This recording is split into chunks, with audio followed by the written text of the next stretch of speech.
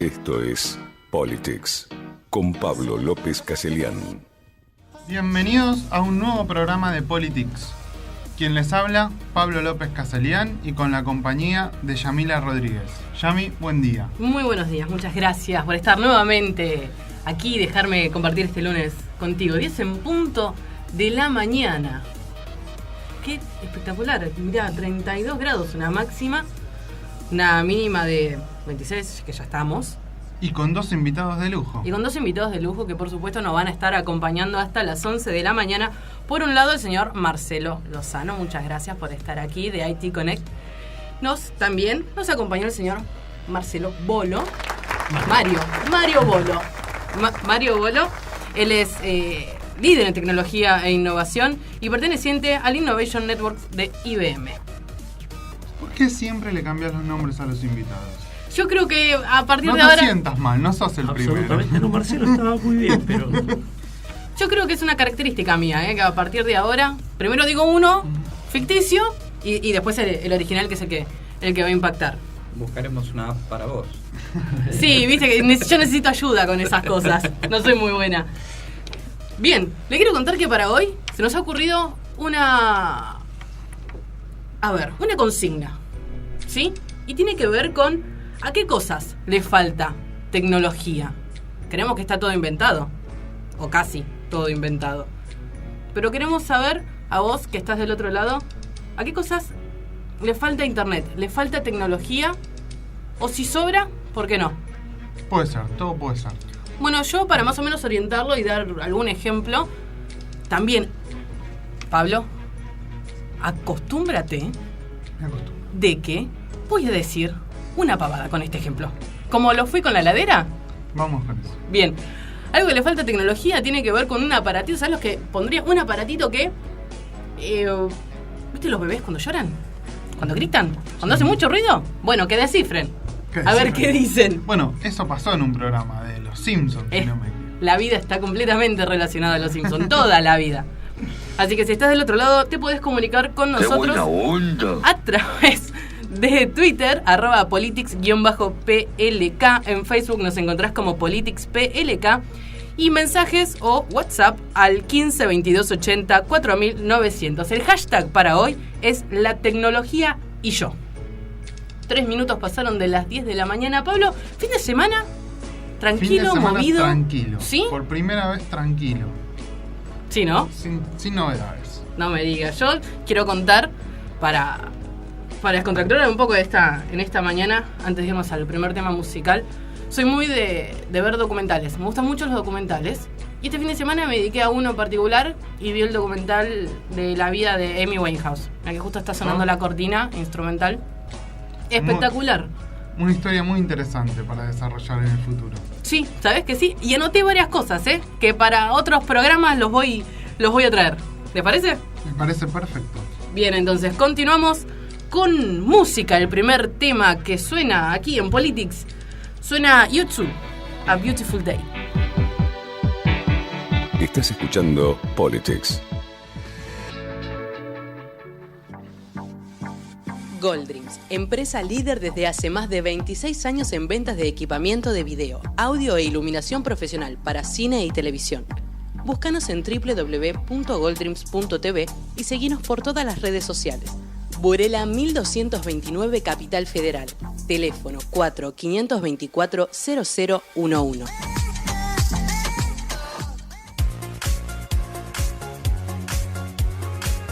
Politics con Pablo López Caselián. It's taken me, I have to go.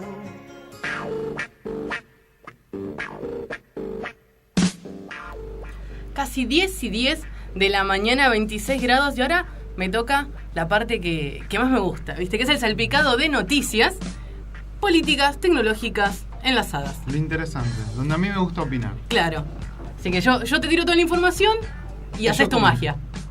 Bien, la primera noticia tiene que ver con que los bancos se actualizan. Así nomás te lo digo.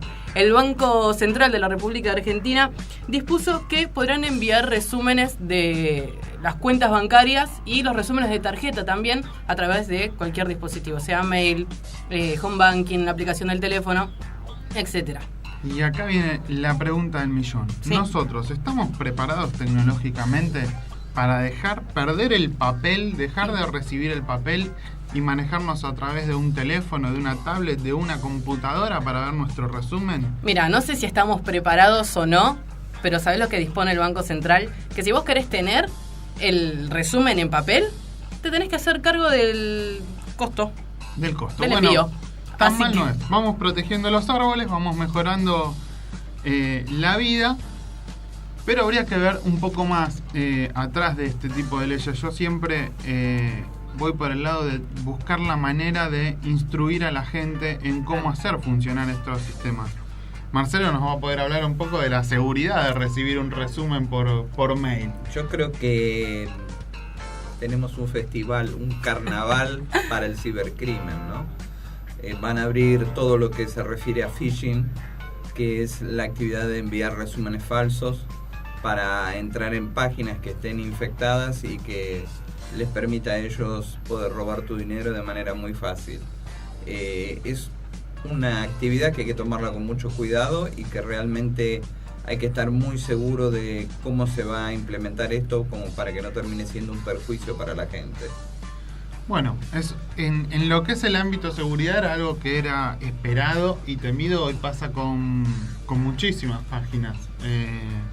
La gente no mide dónde abre un dispositivo o dónde mira su banco. He visto gente que está en un cibercafé, en una computadora de terceros, y está entrando a su banco a mirar resúmenes de cuenta.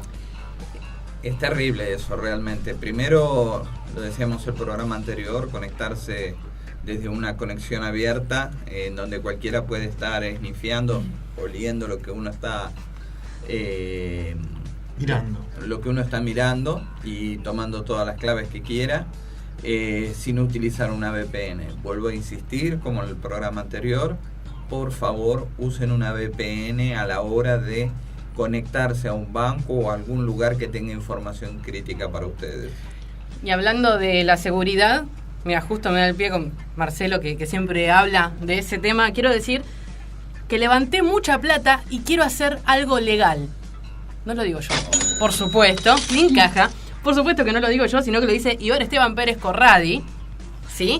El señor cambiaba cheques de droguerías vinculadas a la mafia de los medicamentos, ¿no? Que por lo cual está procesado, y declaró emprendimientos que nunca registraron actividad. Por ende tenía un buen pasar. Imagínate que tenía 3 autos de alta gama. ¿Sí? Luego está el tráfico de efedrina. Así que testigos lo vinculan a este negocio por el que está acusado de ser el autor intelectual del triple crimen de General Rodríguez. Y recordemos también que Esteban Pérez Corradi está prófugo desde el 2012. Mirá, haciendo hincapié a esa nota que vos decís, el otro día nuestro presidente, flamante presidente, habló un poco sobre abrir un plan y trabajar sobre los prófugos y salir a buscarlos. Y hubo algunos números que me llegaron rápidos como para saber un poco qué cantidad de prófugos tenemos hoy en la Argentina, porque tanto se habló de 3 personas que tuvieron que buscar durante 15 días y el horror, y de repente nos encontramos que hoy la Argentina tiene 32.507 presos prófugos. Sí. Entonces, y vamos por 3. Sí. A partir de ahí, estamos hablando de que 1.198 se fugaron de alcaldías y cárceles de altísima seguridad. Y lo mismo podemos decir sobre otros tantos que fueron tan trascendentes como estos últimos 3 personajes y todavía no fueron encontrados. Perdóname que te corrija. Se fugaron de cárceles. Lo de altísima seguridad está por verse. Es muy relativo. Ahora, vamos a cruzar esta noticia con la realidad tecnológica. Me gustaría que el invitado nos contara un poco desde IBM qué es I2 y cómo ayuda a las ciudades inteligentes a trazar patrones de comportamiento para poder mejorar la seguridad. ¿Te gustaría contar un poco a la audiencia? Sí, no soy particularmente un experto en I2, debo aclarar eso, no es el área en el que yo trabajo, pero bueno, I2 es un software que hoy en día lo comercializa IBM, y que justamente lo que permite hacer es establecer relaciones entre distintas entidades, personas, por ejemplo, o eventos que van sucediendo en una ciudad, ¿no es cierto? Y eso, el sistema aplica inteligencia para, a través de esas relaciones, poder entender quiénes, por ejemplo, pueden llegar a estar implicados en un delito, ¿no? Un delito complejo. Esto lo está usando hoy en día la Policía Federal acá en Argentina, entre otras entidades. Muy bien. Bien, cambiando de tema completamente, la semana pasada, más o menos a esta hora, nos enterábamos nosotros, pero había ocurrido mucho más temprano y tenía que ver con el despido de Víctor Hugo Morales de Radio Continental. La noticia tiene que ver con que Lombardi confirmó que Víctor Hugo continuará en los medios nacionales, y en Radio Nacional específicamente. Y así lo anunció el titular del Sistema Nacional de Medios Públicos en una entrevista con el diario La Nación. Y pasa lo siguiente, ¿sí? Víctor Hugo dice que alega en realidad o recoge el guante y ataca directamente contra Lombardi cuando dice que él hace 15 años que hace sus programas de forma gratuita, ¿sí? Estamos hablando de los ciclos a título personal y el primer clásico. Esto fue lo que dijo Víctor Hugo, que en realidad hace 15 años que lo hace gratis. Bueno, es lo bueno de poder trabajar, es que para la radio le sale gratis, es sin cargo.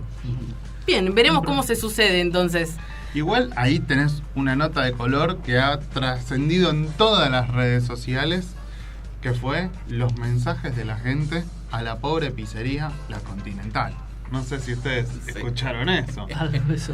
No estuve. Tuvo que salir la pizzería La Continental por Twitter a decir de que ellos no tenían contratado a Víctor Hugo Morales, que no era en la radio y que dejen de enviarles mensajes de ese tipo. Ahora, permitime felicitar al community manager de La Continental, que metió un bombazo y que generó una cantidad de tweets y viralizó su cuenta de una manera genial. Realmente un genio el Van tipo. a vender muchas más pizzas el mes que viene. Obviamente. ¿Te das cuenta? Obviamente. Una oportunidad bien aprovechada. Es un disparador. Bien, por otra parte, a un año de la muerte de Nisman, hablaron su madre y su hermana. Sí, estamos hablando de Sara Garfunkel. Su mamá, junto a Sandra, la hermana del ex fiscal, brindaron un extenso reportaje a la agencia judía de noticias. Y dicen, a Alberto lo mataron, no se mató. Si eso lo dice Sara Garfunkel. Y por otra parte, Sandra reclama, queremos saber cómo y cómo pasó, ¿sí? Se mostraron convencidas de que al ex fiscal Alberto Nisman realmente lo mataron. Sí. Bueno, creo que por el momento va a ser la noticia que va a estar dando vuelta en las redes y en los canales. Es lo que se está tratando. Hoy o este fin de semana tuve la oportunidad de leer algunos informes, ya sea por partes de los que están a favor de que el caso fue un suicidio, y también por parte de los que consideran de que lo mataron. Y hay tantos interrogantes, tantas dudas, que va a ser algo que creo que va a llevar bastante tiempo poder esclarecer. Sí, recién va el primer aniversario. El primero. Así que Todavía veremos. nos quedan 9 más. 9 más. Esperemos que no es mucho tiempo.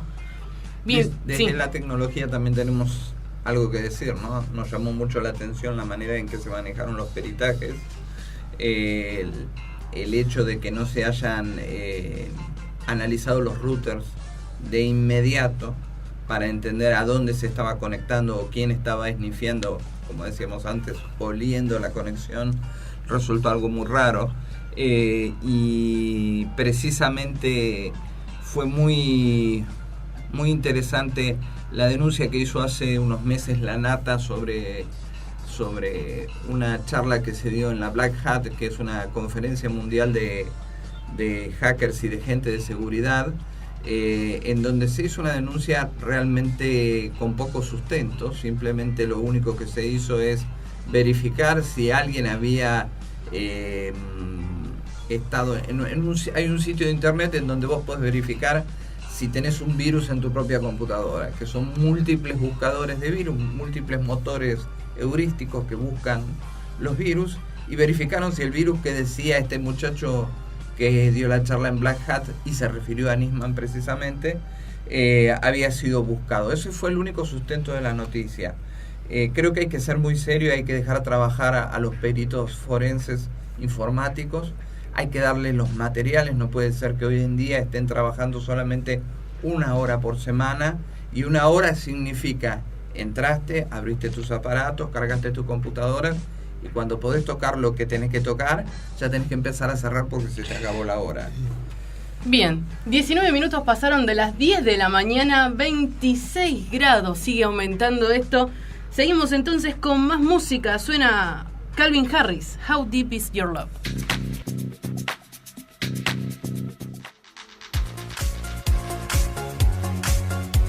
Politics, política e innovación tecnológica. It's taken me, I have to go. Si te fascinan las parrillas libres, pero no tanto levantarte para servirte, Rufino te ofrece un exclusivo servicio a la mesa para que puedas repetir tu plato las veces que quieras. Además, cuenta con un jardín de juegos con niñera para que los chicos puedan jugar tranquilos. Rufino, Donato Álvarez, esquina Camarones. Reservas al 3527-4696. Rufino, el nuevo concepto gastronómico.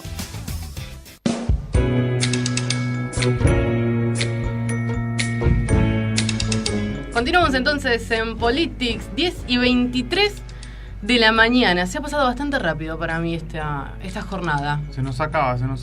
Venimos demasiada información. Sí, ¿no? Bueno, y pretendemos no parar.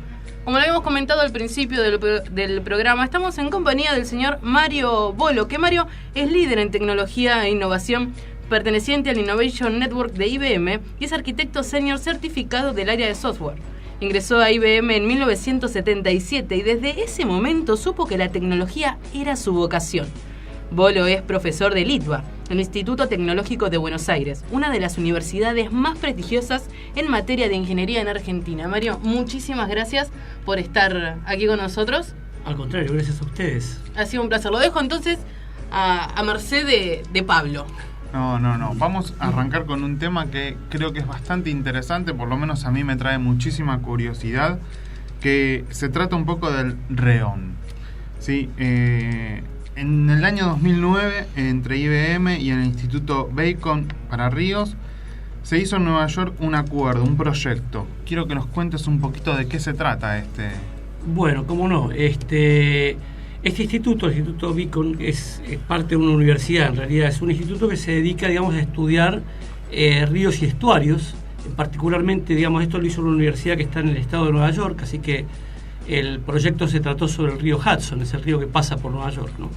Es un río que tenía bastantes problemitas. O sea, uno siempre conoce la parte del río que está más que nada en Nueva York, pero es un río bastante largo, hay comunidades que viven a su orilla, y tenía problemas de contaminación, problemas de inundaciones, etcétera. Por eso es que la universidad esta decide encarar el estudio, digamos, de las características de esa agua y el régimen, de tratar de entender más inteligentemente el régimen de las aguas para prevenir con bastante tiempo la posibilidad, por ejemplo, del tema de inundaciones, o para poder actuar tempranamente en el caso, por ejemplo, de que hubiera algún tipo de contaminación química, biológica, etcétera.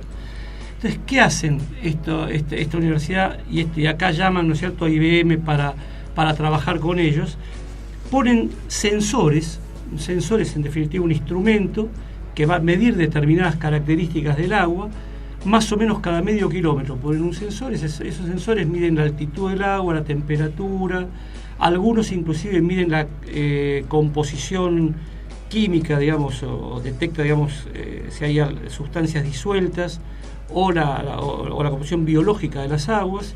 Bueno, con toda esa información, cada medio kilómetro más o menos a todo lo largo del río, toda esa masa de datos, imagínense la cantidad de datos que eso está generando, se recibe en un centro único, ¿no es cierto?, se transmite por las redes, se recibe en un centro donde eso es analizado, y se puede justamente, el software inteligentemente puede llegar a predecir con varios días inclusive de anticipación la probabilidad, ¿no es cierto?, de que se produzca una inundación, ¿no? Hagamos un paralelismo. Contámonos un poquito este río, para los que no saben, ¿con qué se compararía en Argentina? ¿Estamos hablando del riachuelo o estamos hablando del Paraná? no es un río tan largo como el Paraná.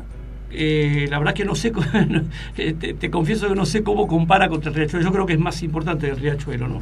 Pero digamos, esto es perfectamente factible hacerlo con ríos más grandes también, ¿no es cierto? El Paraná, por ejemplo, sería interesante hacer un proyecto de esta naturaleza, ¿no?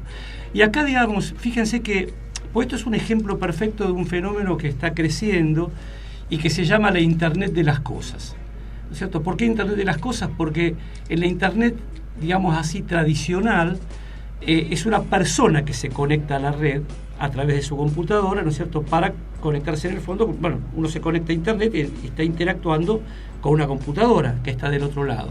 Acá lo que se conecta a la red es el sensor. Entonces son máquinas que se conectan contra otra máquina. O sea, habitualmente siempre es un sensor, un instrumento que está midiendo una característica de algo, y que se conecta generalmente con una computadora que es la que inteligentemente va a entender esa información, ¿no es cierto?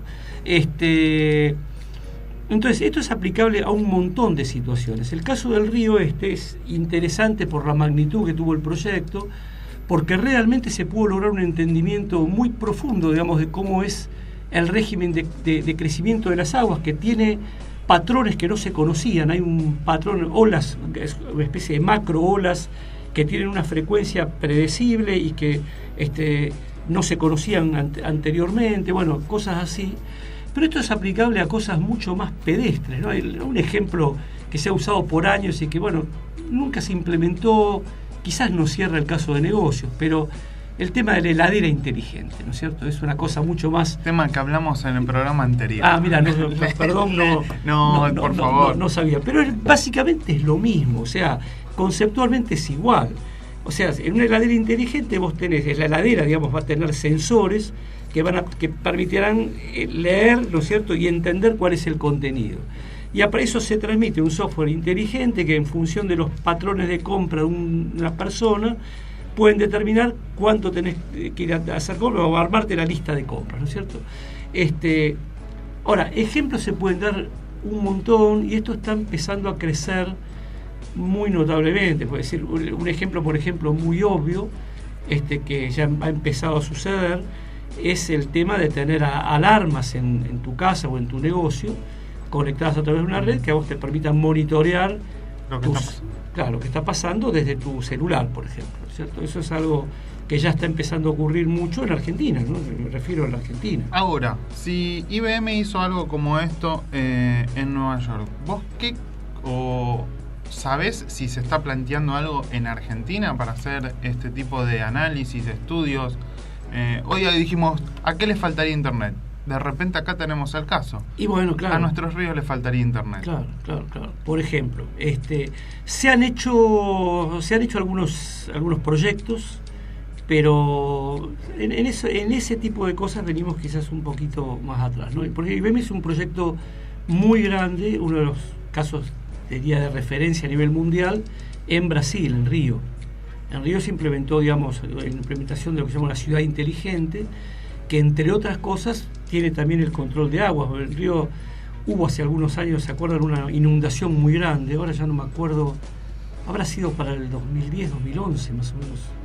Y entonces, bueno, como se venía el Mundial y después los Juegos Olímpicos, el gobierno de la ciudad decidió encarar un proyecto, digamos, de ciudad inteligente muy ambicioso. Bueno, y eso lo llevaron a cabo con IBM, ¿no? ¿Vos creés que en Argentina esto de las ciudades inteligentes y de las Smart City es algo que va a poder ser se va a poder hacer realidad, o es simplemente una utopía? No es para nada una utopía, es totalmente posible, tecnológicamente posible, y yo creo que seguramente si uno estudia, digamos, el caso de negocio desde el punto de vista económico, seguramente es también conveniente, además de posible. Tecnológicamente hoy en día no hay ningún inhibidor para hacerlo en Argentina. En varias ciudades se podría hacer.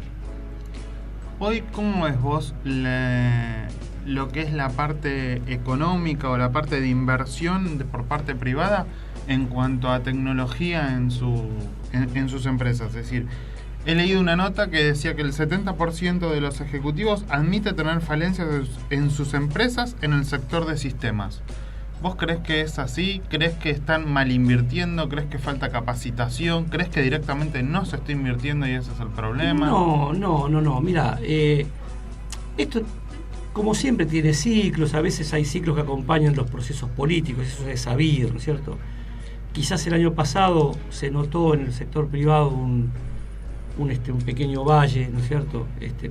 Todos a la expectativa de ver qué pasaba con el nuevo gobierno. Eso pasa siempre que hay un proceso electoral, de modo que no es nada demasiado novedoso. Pero yo te diría, lo que yo veo, y inclusive también charlando con colegas que trabajan en otras empresas, es que Argentina no está mal tecnológicamente en general, ¿no es cierto? Las empresas invierten, son cuidadosas también hoy en día. Yo te lo digo del lado del proveedor, ¿no es cierto? Es más difícil vender porque las empresas piensan mucho en lo que quieren invertir, comparan mucho con las ofertas que tienen otros proveedores parecidos en el mercado. O sea, me parece que no.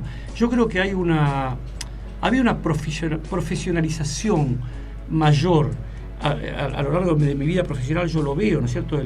El viejo gerente de sistemas que ha devenido en el CEO de hoy en día, ¿no es cierto? Uh-huh. El CEO de hoy es mucho más profesional, tiene una formación mucho mayor, inclusive lo que está pasando hoy en día, y esto tiene que ver con el auge de Internet y de las redes, que hoy en día los ejecutivos de negocio de las empresas saben de tecnología y te hablan de pronto, por ejemplo, a vos quizás te ha pasado, Marcelo, de seguridad informática, que les preocupa mucho, y te hablan en términos técnicos a veces. Hoy en día, por ejemplo, es común que un ejecutivo de negocios empiece a hablar de las APIs, ¿no? Porque yo tengo que poner mis APIs. APIs es Application Programming Interface, una interfase de programación. Era un término que hasta hace 5 años lo usaban solamente los programadores. No lo conocía nadie, ¿verdad? Claro, hoy en día un gerente de marketing, no, yo tengo que exponer mis APIs para que mis socios... Hay que ver si el gerente de marketing sabe bien lo que está diciendo. Saben, el concepto lo tienen, capaz que no tienen todos los detalles, pero el concepto lo entiende perfecto y sabe cuál es la utilidad y la ventaja de negocio que puede obtener con eso. Entonces, quiere decir que podemos decir tranquilamente que la tecnología nos está atravesando a todos. Totalmente. En mayor y menor escala. Acá hay un tema interesante a lo que él refiere, que tiene que ver con la seguridad. Y precisamente hoy las empresas están demandando cada vez mayor agilidad. Vivimos en la economía del conocimiento. Totalmente, sí. Y requieren tener un time to market mucho más rápido que lo que era normal en otros tiempos. Y precisamente el manejo de las APIs y a veces el manejo no adecuado por parte de marketing o por parte de los tomadores de decisiones hacen que se expongan datos realmente críticos. Totalmente. De una manera imprudente. Yo creo que la falta de inversión, y en esto sí puedo ser muy, muy tajante, viene del lado de la seguridad. No se toma tan en serio y no se sienta en la mesa de decisiones a quien maneja la seguridad dentro de una compañía, y eso hoy en día es un error que se paga caro. Hoy la seguridad es el principal killer de los CEOs, es el que mata al director de la compañía. Es un punto muy interesante, ¿sí? Y eso es correcto, digamos. Es cierto que hay una presión muy fuerte por salir rápidamente con nuevas aplicaciones, nuevos productos, y a veces, claro, en el apuro no está se descuidan aspectos. Pero bueno, eso es una cosa que... Más de una vez he escuchado, ¿y quién va a probar esto? La gente. Que salga al mercado y después vemos.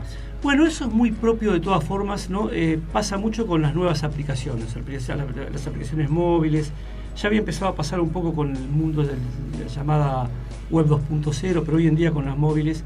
A veces también es cierto que son aplicaciones que quizás no son tan absolutamente críticas para el negocio, ¿no? Hoy en día lo que estamos viendo mucho en IBM es que hay el mundo de la tecnología informática en las empresas se ha partido en dos partes, digamos así. Está el mundo de las aplicaciones tradicionales, donde el foco está justamente en la seguridad, la solidez, la robustez, la integridad de los datos, asegurar que los datos siempre sean íntegros y confiables.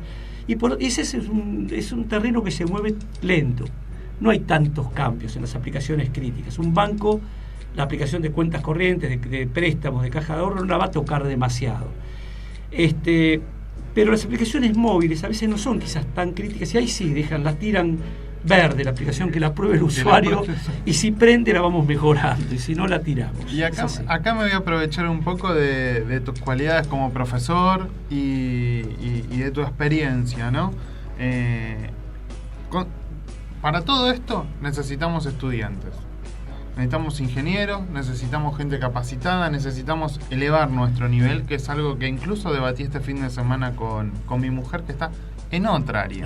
Sí, ella es profesora de química y me dice, no se llama Walter, ¿no? No. y me dice, no, los alumnos no terminan. Es decir, empiezan aulas de 100 alumnos y llegan al final poco y nada y se reciben una minoría. Entonces me puse a investigar un poco y demás, y sí, hay una estadística que dice que cada 100, 5 solamente se reciben. Ahora me gustaría escuchar tu opinión. ¿Vos cómo lo ves? ¿Cómo lo palpitas? Mirá, mi experiencia en ese sentido es un poco particular, porque bueno, yo soy profesor titular en el ITBA, ¿no es cierto? Es una universidad privada que tiene mucho cuidado, o sea, hay una selección muy grande ya a partir del ingreso, un seguimiento muy personalizado, sobre todo en los primeros años, chico por chico. Con lo cual ese fenómeno, la verdad, en el ITBA no ocurre.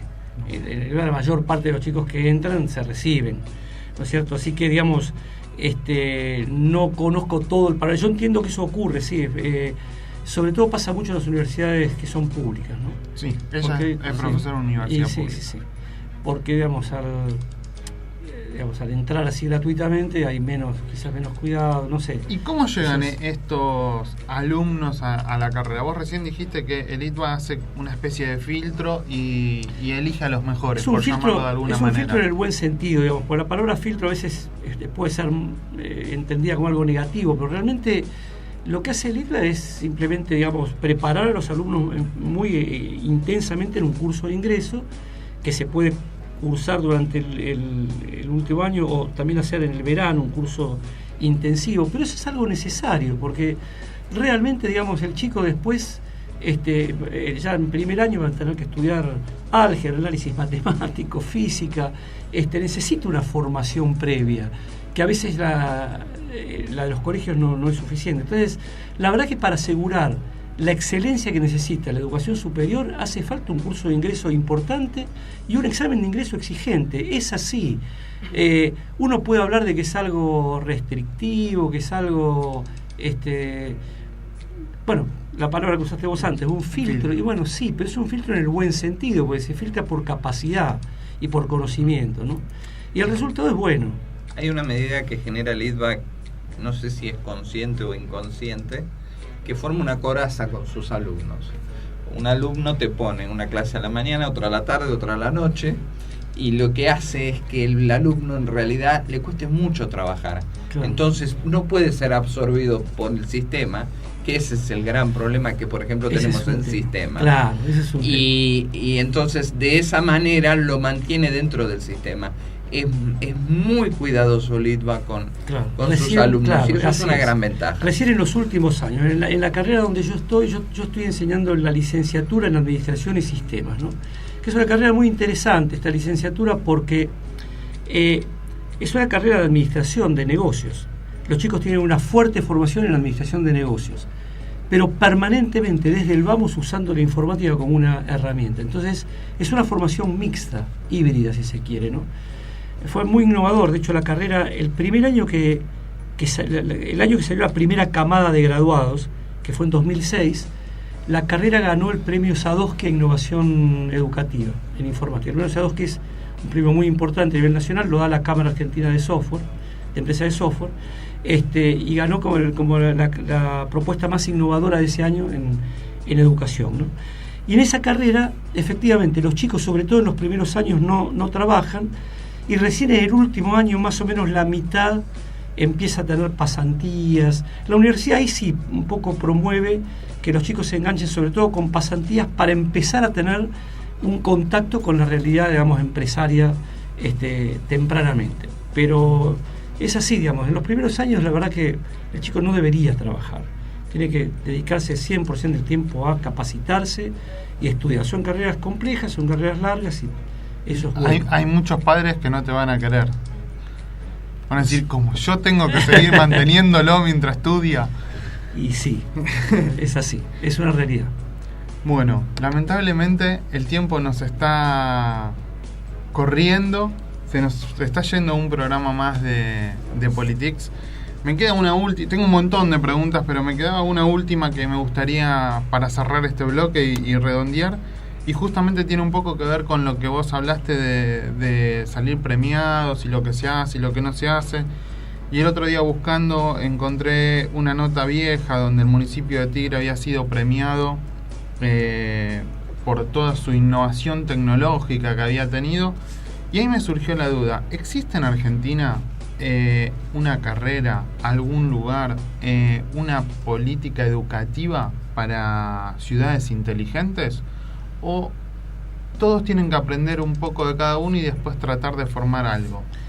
El tema de ciudades inteligentes, en el fondo, no es más que llevar tecnologías que ya existen al nivel de una ciudad, justamente, ¿no es cierto? Así que yo no conozco, digamos, ha habido charlas, por supuesto, que han hecho distintas empresas en universidades.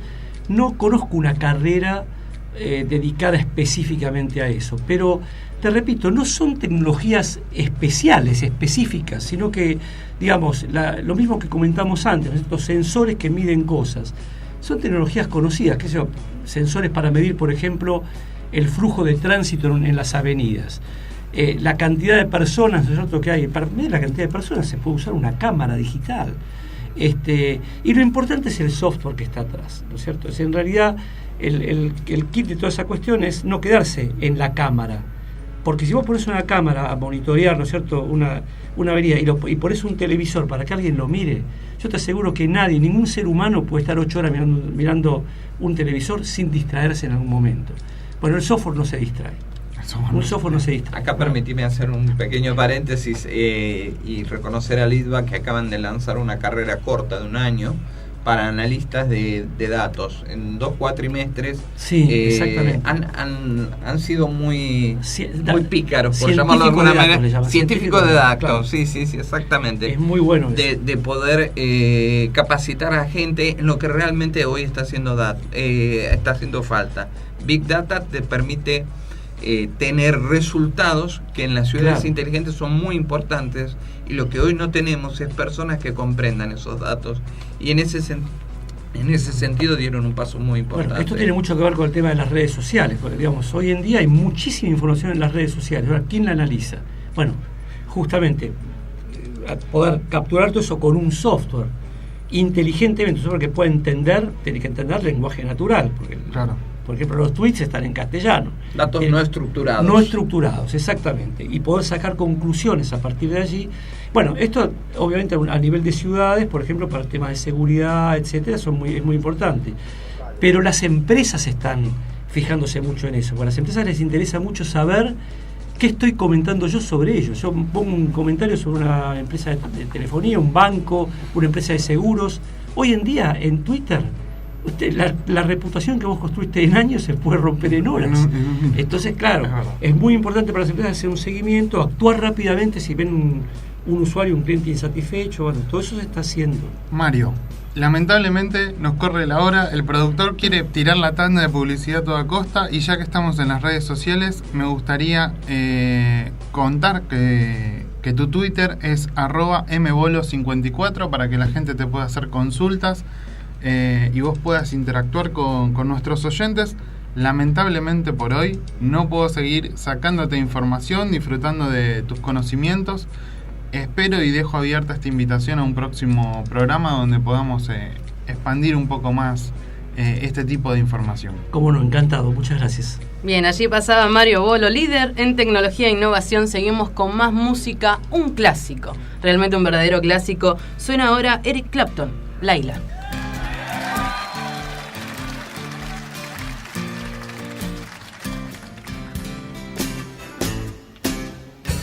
Estás escuchando Politics. Fashion Drinks, servicio de barras para eventos. Cócteles con identidad, la combinación perfecta entre la elegancia y la fantasía. Cuidando de cada detalle, logramos crear una experiencia que unifica la diversión al placer. Búscanos en www.fashiondrinks.com. Seguinos en Facebook y Twitter o contactanos a info@fashiondrinks.com.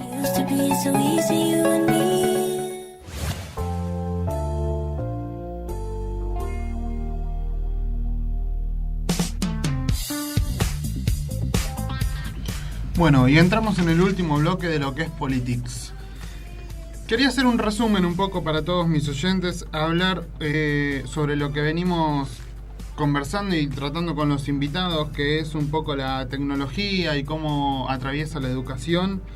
Recién Mario Bolo más o menos hablamos sobre la cantidad de estudiantes que se recibían, dijimos que en lo que es escuelas del Estado ronda más o menos entre 5 de cada 100 alumnos, que en las privadas, como por ejemplo la experiencia que tiene él, es más alta, dado que se trata de seleccionar o de buscar los estudiantes que están con mayor capacidad. Estuvimos también acá hablando con Marcelo Lozano, incluso en el programa anterior, de lo que era la tecnología en las aulas, de cómo atravesaba la tecnología a los estudiantes, de lo que era la brecha tecnológica que había en el mercado.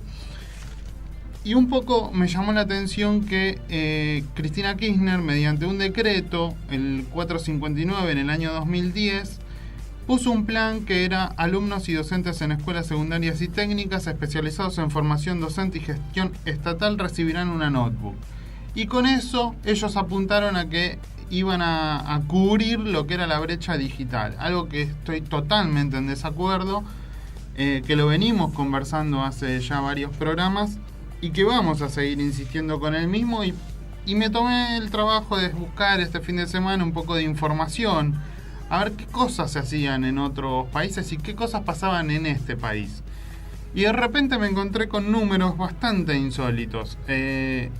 Algo que me pareció una locura es que, por ejemplo, el ANSES dice en una nota que en 4 años se entregaron 4.700.000 notebooks, de las cuales 4.200.000 fueron destinadas a escuelas secundarias, 288.000 fueron destinadas a institutos de formación docente y 156.000 a escuelas de educación especial. Y de repente me encuentro por otro lado una crítica y una nota que habla de que entre 1.200.000 y 1.600.000 notebooks están muertas. Significa que están fuera de funcionamiento, que están rotas, bloqueadas o a la espera de un técnico.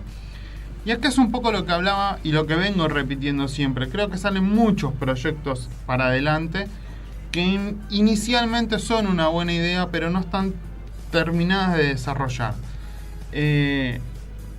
Poner una notebook sobre el escritorio o en la mano de un estudiante o de un docente o de un profesor sin más nada detrás no tiene sentido, no cubre una brecha digital. Seguía buscando información, estuve mirando un poco notas que salieron en otros medios y tratando de hacer comparaciones con otros países. Y de repente te encontrás que, por ejemplo, en Estados Unidos aproximadamente el 30% de las escuelas tienen internet de banda ancha. Y que Obama está armando un plan llamando a empresas privadas para ver cómo poder resolver este problema. Y de repente acá todavía en las escuelas muy pocas del Estado tienen internet y algunas privadas lo tienen y tampoco saben cómo cuidarlo, porque su mayor crítica es los alumnos usan la internet de una escuela o de un instituto para conectarse, para chatear, para pasear en las redes sociales, para hacer cosas que no tengan que ver con lo que es educación o con lo que es el trabajo en sí dentro de un instituto. Y este tipo de cosas son las que tenemos que tratar de mejorar. Son un poco las que yo decía, parar con la propaganda política, dejar de vender una buena idea para hacer una campaña y empezar a tomar este tipo de decisiones en serio. Incluso hasta pude encontrar en Uruguay que hay un plan que se llama Plan Ceibal, para el que lo quiera buscar y enterarse, que fue premiado por la ONU. Y básicamente es el mismo proyecto que se desarrolló en Argentina y el mismo proyecto que se desarrolló en Estados Unidos y en otros países, que es la posibilidad de tratar de digitalizar y de ponerle tecnología a los estudiantes para poder convertir estas aulas en aulas inteligentes. Marcelo, ¿algo que quieras acotar? Mira, sin contenido realmente no hay absolutamente nada. Es real lo que decís y creo que en ese sentido deberíamos hacer más hincapié. Como bien decías, entregarle una notebook a un chico lo único que hace es convertirlo en un incluido ignorante. Y nosotros tenemos que trabajar el gap de los incluidos ignorantes.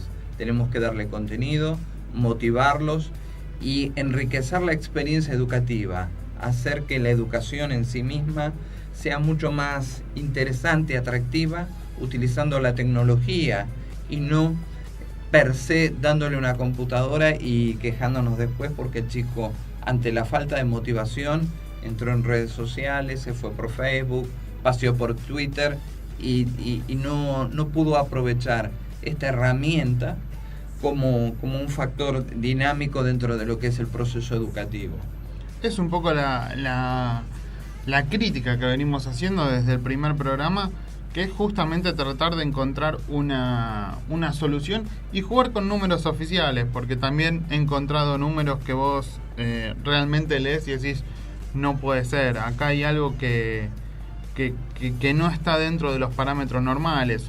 Leí un reporte de la Global Internet Report del 2014 que fueron publicados por la Internet Society y que habla un poco de que el 60% de la población tiene internet en su casa. ¿Qué podemos acotar? No, básicamente que tener internet no significa absolutamente nada, es darle una utilidad y realmente aplicarlo como una herramienta. Vuelvo a decir, un martillo en manos de un albañil rompe un ladrillo. En manos de Miguel Ángel te saca una obra de arte. Es así. Bueno, Marcelo, Mario, Yami, muchísimas gracias a todos. Nos veremos el próximo lunes en un nuevo programa de Politics.